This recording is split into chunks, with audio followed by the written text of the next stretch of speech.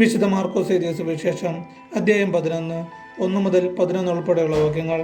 ജെറുസലേമിലേക്കു രാജകീയ പ്രവേശനം. അവർ ജെറുസലേമിനെ സമീപിക്കുകയായിരുന്നു.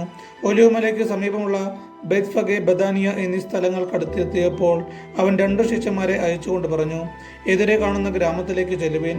അതിൽ പ്രവേശിക്കുമ്പോൾ തന്നെ ആരും ഒരിക്കലും കയറിയിട്ടില്ലാത്ത ഒരു കഴുതക്കുട്ടിയെ കെട്ടിയിരിക്കുന്നത് കാണും. അതിനെ അഴിച്ചു കൊണ്ടുവരുവിൻ.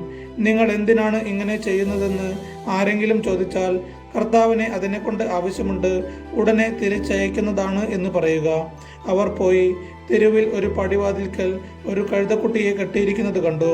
അവർ അതിനെ അഴിക്കുമ്പോൾ അവിടെ നിന്നിരുന്നവർ അവരോട് ചോദിച്ചു, നിങ്ങൾ എന്തിനാണ് കഴുതക്കുട്ടിയെ അഴിക്കുന്നത്? യേശു പറഞ്ഞതുപോലെ ശിഷ്യന്മാർ മറുപടി പറഞ്ഞു. അതിനെ കൊണ്ടുപോകാൻ അവർ അനുവദിച്ചു.